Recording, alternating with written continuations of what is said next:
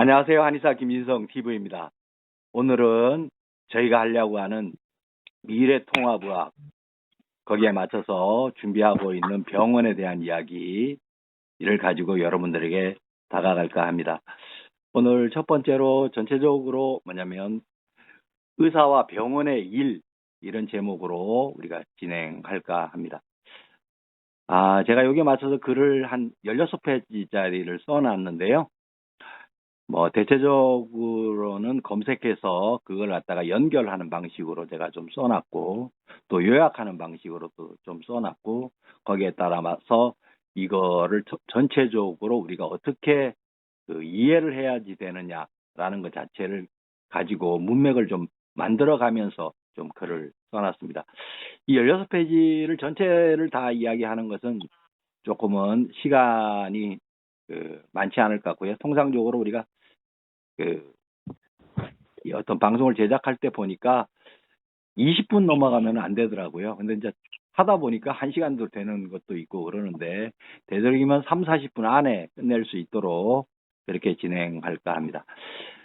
1차적으로 요거에 대한 전체적인 설명을 제가 조금 드리도록 할게요. 의사와 병원의 일, 이런 것 자체에서 진료 분야가 있고요. 그래서 접수하고 수납하는 과정 속에 진단과 치료가 있게 되고, 또 행정 분야 부분이 이제 국가에 보고하고, 또 병원 안에서 여러 가지 관리, 홍보, 이런 들 차원으로 크게 두 가지로 나눌 수 있을 것 같고요. 의사와 병원의 일이요.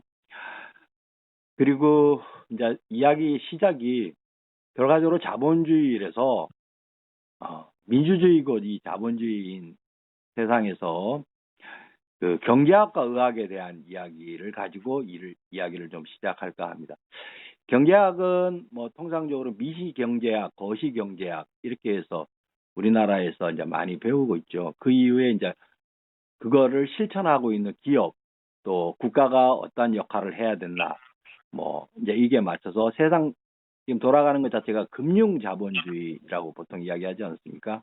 거기에는 이제 그 화폐에 대한 그 시카고 학파 프리드만이 이야기한 그 사용 가치보다 교환 가치가 중시되는 세상, 그럼으로써 인해 가지고 모든 사람이 각자의 자유를 확대시킬 수 있는 기회가 훨씬 더 많아지는 금융자본주의 시대에 우리가 지금 살고 있는 것이죠. 이런 경제학의 흐름이랑 똑같이 의학도 똑같은 흐름을 가지고 있습니다. 우리가 미시경제학, 가격 결정을 하고 있는 미시경제학 부분이 치료에 해당하는 부분이고요. 거시경제학 이 부분이 의학 쪽에서는 보건 쪽에 해당하는 부분이고요. 또 슈페터가 이야기한 창조적 파괴, 기업가 정신 이렇게 해서 만들어진 기업들은 우리가 이제 병원 이렇게 이야기할 수 있고요. 인류병원이죠. 그 다음에 이제 국가의 역할상 자체가 이제 복지라는 단어 안에 들어오는 것 자체가 이 가치를 만들어가는 과정이 그 사용 가치보다 교환 가치가 중요시 되는 그 화폐에 대한 접근, 그래서 금융자본주의를 만들어 놓은 것 자체, 그래서 인류의 문명상 자체를 총체적으로 만드는 것이죠. 그래가지고 이게 두 부분이 의학과 경제학 이 두 분야가 지향하고 있는 것이 인류의 공존이고 또 문명의 창출이고, 더 나아가서 인간들끼리 따뜻한 소통 이렇게 지향하는 것이 다 같은 것이죠. 그 중에서 이제 경제학에 대한 이야기는 이 정도로 하기로 하고, 의학에 대한 이야기 사항 자체에 대해서 이야기를 해볼까 그래요. 의학이라 그러는 것은 병이 무엇이다 라는 부분상 자체 내에서부터 이야기가 되겠죠. 그 병이라는 것 자체 내에 가장 기억하셔야 될 단어가 바로 그게 가역적이냐 비가역적이냐라는 말이에요. 그 가역적인 상 자체 내에 있는 것은 우리가 보통 증상 이렇게 이야기를 하는 거고, 비가역적인 부분에 있는 것을 우리가 병 이렇게 이야기를 하는 것입니다. 보통 우리가 과학, 화학 이런 것을 이야기하고 있는 개념이랑 똑같은 겁니다. 의학이라는 것은 현대가 가지고 있는 총체적인 그 학문의 결집체이기 때문에 모든 것을 다 담고 있는 것입니다. 생명을 살리는 데 있어서 인간의 지혜를 총 집결해야 되지 않겠습니까? 그래서 이 가역성이라는 말 자체가 사실상 의학 용어에서 병을 정의할 때 가장 중요한 용어입니다. 그러니까 비가역적으로 되는 것 자체는 치료를 받으셔야 되죠. 근데 가역적인 것은 본인이 잘 건강관리를 하시면 그 스스로가 이제 건강을 회복할 수가 있게 되겠죠. 근데 비가역적인 상태를 보면 일단 노화 현상, 이게 비가역적인 것입니다. 병을 일으키는 가장 핵심적인 요소. 또 뭐 충격에 의해 가지고 조직이 손상이 났다. 일정 부분 가역적인 부분이 있지만 좋은 가역적으로 진행되게끔 하기 위해서는 치료를 받아야 되는 부분이 있죠. 그 부분도 일정 부분에 있어서는 비가역적인 부분이 있는 것입니다. 또 어떤 게 있을까요? 우리가 뭐 암이나 중풍, 뭐 심혈관 질환, 이제 이런 모든 부분들이 실질적으로는 비가역적이기 때문에 반드시 치료를 요하는 부분이다, 이렇게 되는 것이죠. 의사라고 해서 신이 아니기 때문에 100% 완벽하게 그 가역적인 상태, 그 전에 건강 상태로 돌릴 수는 없지만 그래도 가장 효율적으로, 그리고 가장 세계적인 학문들이 다 모여져 있는 가운데서 그 근거가 있는 그러한 치료들을 의사가 해내게 되는 것이죠. 더더군다나 좋은 의사는 그러한 치료 과정에 대해서 환자에게 우리가 설명을 하게 되는 상황 자체에 대해 이야기. 뭐 조금 여담이기는 하지만 우리가 병원의 일 할 때 일이라는 말 자체가 그 근대과학을 만들어 놓은 가장 핵심적인 그 과학적 언어라는 것을 제가 조금 이야기를 좀 해드릴게요. 보통 물체에 작용하는 힘의 크기, 이걸 F라 그런다면 물체가 일직선 거리로 움직인 거리를 우리가 D라 그러고요. 작용한 힘의 방향과 물체 운동 방향과의 사이각을 코사인 세타라 그래가지고 이렇게 정해 놓으면 일이라는 것은 힘과 거리와 코사인 세타를 곱한 값이 되는 것이에요. 옛날에 고등학교 때 이런 거 이공계 팀은 다 공부하게 되는 건데 기억나실지 모르겠습니다. 하여튼 일이라 그러는 것 자체는 어떤 물체에 일정한 힘을 가하여 움직이게 했을 때 작용한 힘의 물체 운동 방향, 성분의 크기와 물체가 움직인 거리의 곱을 말한다, 이렇게 정확한 규정을 하고 있는 것이죠. 1차적으로 우리가 의사의 일, 병원의 일이라는 것도 여기에서 벗어날 수가 없습니다. 통상적으로 우리가 예를 들어서 얘기하면 중력이 하는 일, 중력과 어그러뜨리게 되게 되면 관절 질환이 일찍 오게 되겠죠. 뭐 디스크라고 이야기하는 추간판 탈출증이나 추간판 협착증, 이게 대표적인 이야기고요. 또 마찰, 충격, 이런 거에 의해서 실질적으로 벌어지는 일들, 그런 것들 자체가 교통사고를 중심으로 해서 뭐 조직의 파괴, 이제 이런 상황 자체 내에 부분들이 발생하게 되겠죠. 이러한 모든 것들이 일에 해당하는 겁니다. 중요한 것은 다시 그 병의 상태에서 건강의 상태로 어떻게 하면 회복될 수 있느냐라는 것인데요. 병에 대한 정의, 비가역적인 것이다라고 제가 분명히 말씀을 드렸죠. 일단 그거를 조금 더 순화해서 이야기를 하면 생물체, 심신의 전체 또는 일부가 일과적 또는 계속적으로 장애를 일으켜 정상적인 기능을 영위할 수 없는 현상, 이렇게 병에 대해서 정의를 내릴 수 있겠죠. 이 병과 반드시 구별해야 되는 것이 있습니다. 그게 바로 증상이라는 거예요. 증상이라 그러는 것은 실질적으로는 병이 아닙니다. 영어로는 우리가 심프톤 이렇게 이야기를 하게 되는 건데요. 이 증상에 해당하는 대부분의 것들은 가역적인 상황이죠. 그 가역적인 상황의 대표적인 증상이 이제 피로에 해당하는 것입니다. 그리고 그것 자체를 쉬지 못할 때 계속 일을 해야지 될 때 의사들이 실제로는 그 피로라는 것도 우리가 피로의 영역에다가 집어넣자, 그렇게 해야지만 그 사람이 노동에서 일정 부분 자유를 좀 누릴 수 있다, 해방될 수 있다, 이래가지고 만들어낸 병명이 크로나 퍼티규 신드롬, 심프턴 이렇게 이야기한 겁니다. 뭐 제가 발음이 좀 안 좋아서 그렇지만 다들 아실 겁니다. 만성 피로 증후군이라고 되어져 있는 거. 이 만성 피로 증후군을 가지고 의사가 어떻게 접근을 하는지에 대한 이야기를 우리가 조금 살펴볼 수 있을 것 같아요. 서울대학교 병원에서 낸 의학 정보에 보면 검색이 되죠. 첫 번째, 이 만성 피로 증후군의 원인이 어떻게 되느냐라는 부분을 의사들은 찾게 됐죠. 그래서 그 원인이 뭐 운동 부족일 수도 있고요. 또 여러 가지 그 스트레스일 수도 있고요. 또 독성에 의해서 진행될 수도 있고요. 또 뭐 피로 같은 경우에 있어서 뭐 감염에 의해서 진행되는 경우도 많죠. 특히 현대의학이 바이러스 사항 자체에 대해서 미생물 병인론을 이야기를 하기 때문에 더욱더 섬세해진 부분이 없잖아 있어요. 네. 하여튼 그렇게 해서 원인을 잘 찾으면 거기에 따라서 좋은 치료를 할 수 있고요. 원인에 따라서 여러 가지 증상들, 병들도 우리가 분류해내게 되죠. 뭐 만성 피로 증후군의 증상은 뭐 잘 아시겠죠. 일단 피로가 제일 그거고요.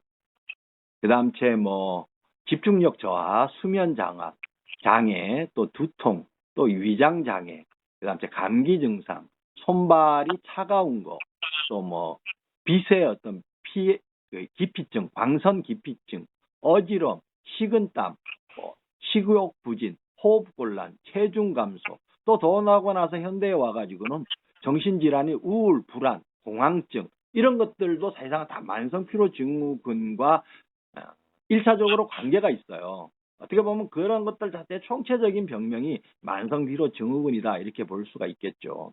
그 다음째 의사는 이제 가장 중요하게 생각하는 것이 진단과 검사입니다. 진단하는 다양한 방식들이 실질적으로 있고요. 또 한의학에서도 맥을 통해서 정확한 진단들을 해 나가고 있죠. 뭐 기본적으로 그 바이탈 체크에서부터 시작해서 혈액 검사, 소변 검사 뭐 이런 것들 각종 기본 질환 검사들이 있고요. 더 좋은 검사를 위해서 지표를 만들기 위해서 치료가 잘 됐는지 잘 안 됐는지를 확인하기 위해서 지표를 만드는 다양한 검사를 우리가 도용할 수 있겠죠. 특히 현대에 와서 지금 코로나19 때문에 측정하신 분들이 많을 텐데 체열 분석기 뭐 이제 이런 것들도 진단기기에 속한다 이렇게 볼 수 있을 겁니다. 만성 피로 증후군 뭐 가장 사실상 쉬운 치료법은 휴식하는 것이에요. 근데 스스로 휴식하는 것 자체가 잘 안 되니까 의료인들이 적극적인 휴식을 만들어내는 다양한 방법들을 가지고 접근하게 되고요. 거기에는 이제 여러 다양한 프로그램들, 각 병원마다 프로그램들을 가지고 있죠.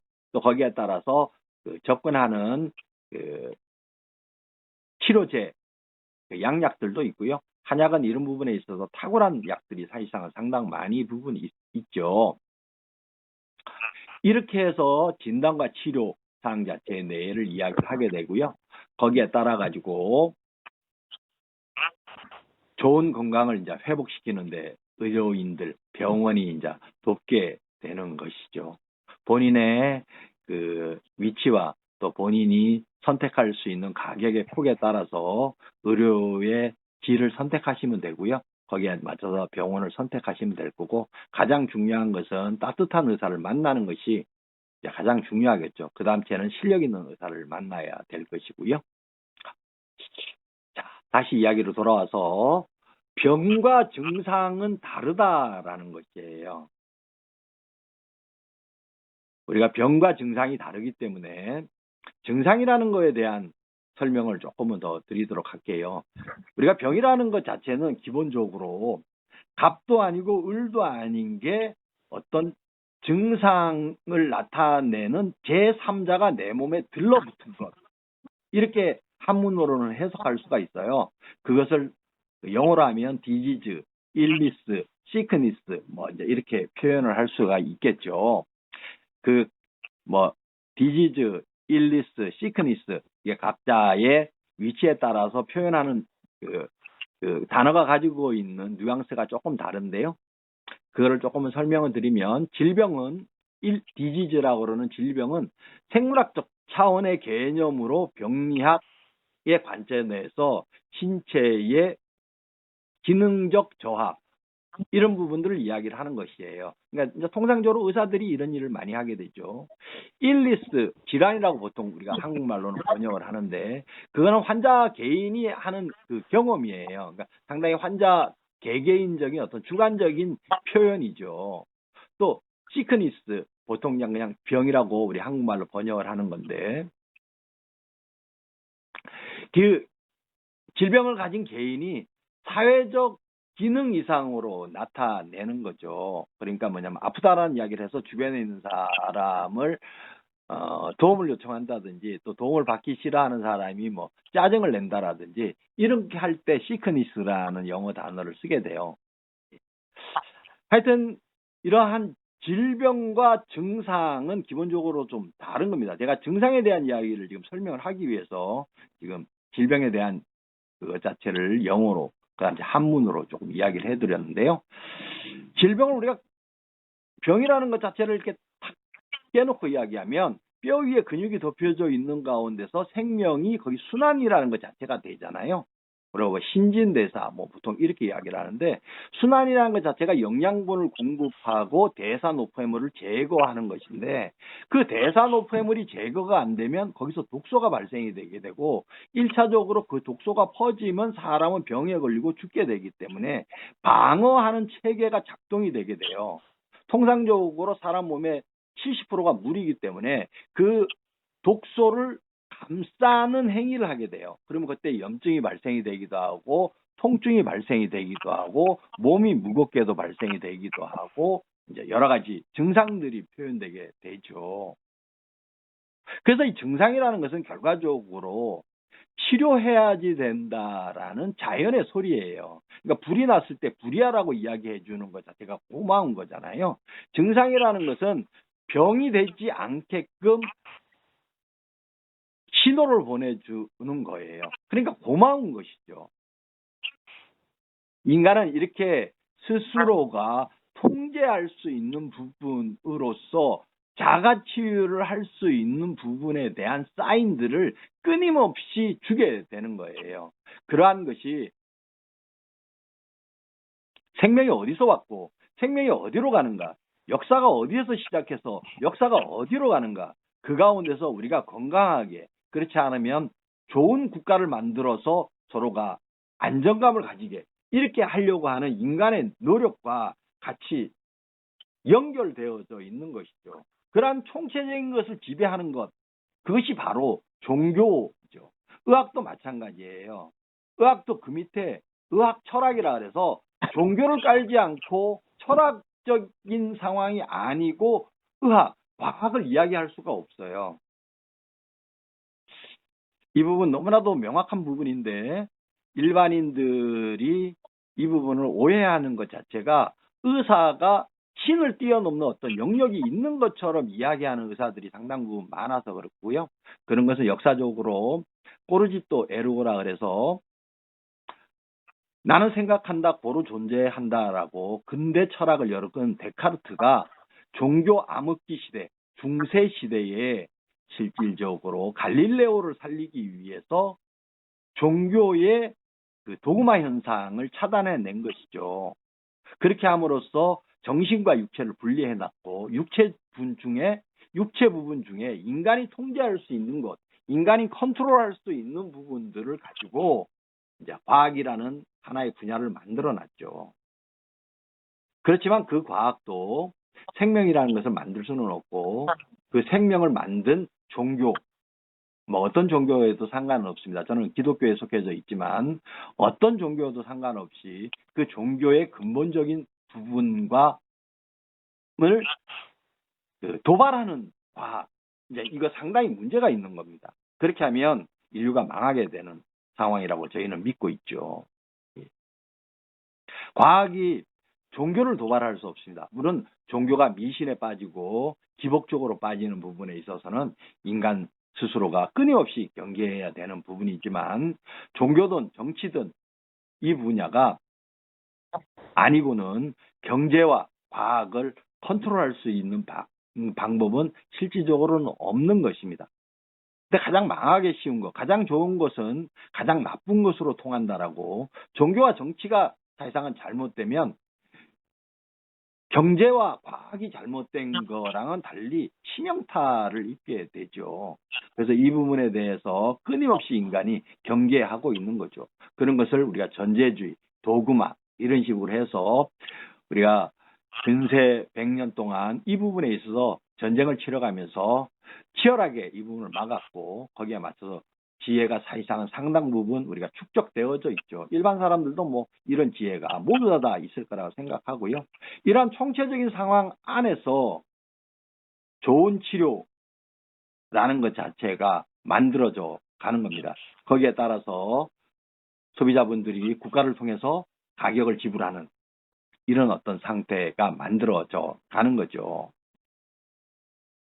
그렇게 좋은 의사, 좋은 병원, 이게 이제 제 꿈인데요. 앞으로 우리가 이걸 만들어가는 과정 속에서 오늘 함께 할 분 잠깐 그 이야기 좀 듣고 이제 또 이야기를 조금 이어가도록 할게요. 네. 예, 우리 고 사장님, 네, 예, 이야기를 조금 네, 해볼까요? 안녕하세요. 네네. 어, 요즘에, 우리 김진성 한의사님과 계속 통화를 하고 얘기를 하면서 이제 느끼는 것이 뭐냐면은, 어, 저도 종교 안에서 태어나고 자라고 교육받고 한 사람인데도 불구하고, 어, 이 과학과 종교는 다른 것이다라는 그런 생각들을 많이 하고 그런 의식 속에서 많이 살았던 사람이라는 것을 알게 됐어요. 그게 조금 전에 언급하셨듯이 데카르트에 의해서 어, 그런 그런 것들이 발생을 했고 그런 것이 우리가 이때까지 잘못 배운 교육의 힘이 아니었나라는 생각이 드는데 그래서 최근에 뭐 의학, 특히 서양 의학 쪽에서 어떤 그 벽에 부딪히고 더 이상 서양 의학만으로는 설명할 수 없는 부분이 많다라는 벽이 있다라는 것들을 많이 얘기를 하는데 그래서 이제 다른 방향으로 그런 것들을 찾으려고 노력을 하는데 결국은 결론적으로 귀결되는 것은 뭐냐면 좀 전에 말씀하셨듯이 종교와 또 철학, 경제라든지 이런 것들, 과학이라든지 이런 것들이 서로 상충하고 서로 융합하지 않으면 근본적인 진리에 다가갈 수 없다라는 것들을 배우게 됩니다. 많이. 그런 면에 있어서 앞으로 병원을 운영을 하거나 우리가 이 의료 사업을 하는 데 있어서 가장 중요한 것은 뭐냐면은 우리 한의사님께서 적어주신 그 한 16페이지짜리 거기에도 이렇게 설명이 되어 있지만 특히 제가 감명 깊었던 부분은 동양 철학 그리고 성경에서 말하는 그 병에 대한 어떤 이야기나 그러한 원리 이런 것들이 여러 가지 면에서 하나로 같은 의미가 있다는 것 이것 그리고 또 그 종교라고 하는 것은 고리타분한 부분도 있긴 하지만 원리 원칙 그리고 그 종교가 가장 인간적인 삶에 있어서 기본이 되는 부분 아니겠어요? 진리 면에서. 그래서 그런 것으로 같이 돌아가서 그런 것들을 참고하고 그런 것 하나로 융합되어 있는 사랑이라든지 어떤 그런 것들로 돌아가서 철학적인 기준을 세웠을 때 우리가 추진하는 모든 일들이 형통하게 잘 진행되리라고 생각을 합니다. 그게 오늘 제가 느낀 점입니다. 그래요. 하여튼 고맙습니다. 우리가 지금 8899라 그래서 팔팔하게 살다가 99세에 돌아가는 것을 도와주는 병원, 이거 지금 만들라 그러는 거잖아요. 네네. 네. 그 이제 병원 이름부터 시작을 해가지고 거기 인력 사항 자체의 내를 어떻게 확충해 낼 것인가, 그리고 시설은 어떻게 할 것인가, 그리고 치료 장비들은 어떻게 마련할 것인가. 지금 그것 때문에 지금 한 6개월째 저랑 계속 지금 이야기하고 있는 거잖아요. 네. 네. 저는 사실 우리나라에서 그 진리가 너희를 자유케 할지니 이렇게 그 구호로 시작하고 있는 연세대학교 항상 이렇게 좀 좋게 생각하거든요. 뭐 연세대학교를 제가 뭐 흠모한다라기보다는 그 진리가 너희를 자유케 할지니, 뭐 서울대학교도 뭐 진리, 뭐 그다음에 뭐라 그러더라, 뭐 베리터스 뭐 이래가지고 자기네들 그 배지에도 이렇게 써놨다고 이야기를 하는데, 진리라는 부분이 실질적으로는 가까이에 있는 거죠, 하늘처럼. 그리고 거기에 따라 가지고 그 진리를 간절하게 찾는 사람에게는 자유가 우리가 주어진다라는 것 자체, 네 부분의 이야기를 가지고 대한민국이 실질적으로는 모든 사람들이 거기에 맞춰서 서울대나 연대나 뭐 이렇게 들어갈라 그러는 거죠. 대표적으로 사실상 좋은 두 대학 아니겠습니까? 그 말이 이제 사실상은 진리 추구 이제 이 상황인데, 의학도 사실상은 마찬가지고 경제학도 마찬가지고 다 그런 진리를 추구함으로써 인해서 인류의 공존을 만들어내고 문명을 창출하고, 특히 대한민국은 뭐 항상 공격당하는 역사를 가졌기 때문에 이제는 대한민국이 세계 표준을 제시하는 그 세계 최강국, 예, 이제 이런 것들 사항 자체를 대한민국 사람들은 이제 꿈꿀 때가 됐다. 뭐 저는 이제 그렇게 이야기를 하는데, 저도 이제 의료인의 한 사람으로서 의료 분야를 가지고 대한민국에서 그 세계의 표준을 좀 만들어내는, 그래서 미래 통합의학을 실질적으로 그 담는 병원을 하나 만드는 게 이제 제 꿈이고, 또 우리 고사장님도 그런 꿈이 있어서 저랑 지금 같이 진행하시려 그러시는 거잖아요. 네, 그렇습니다. 그래, 이게 사실상 병원은 뭐 어떤 그 의료인이나 처음에 창업자나 이런 사람에 의해서 두 사람에 의해서 만들어가는 게 아니고요. 여러 직원들도 있지만 가장 중요한 것은 소비자, 환자분들이 함께 좋은 병원, 좋은 의사를 만들어 가는 것이니까, 앞으로 여러분들 저희들이 하는 것 자체에 조금 주목을 해 주시고요. 꼭 저희가 만든 병원에 이용하시게 되면 사실상은 같이 좋은 병원, 좋은 의사 만드는데 함께 해 주실 거라고 믿습니다.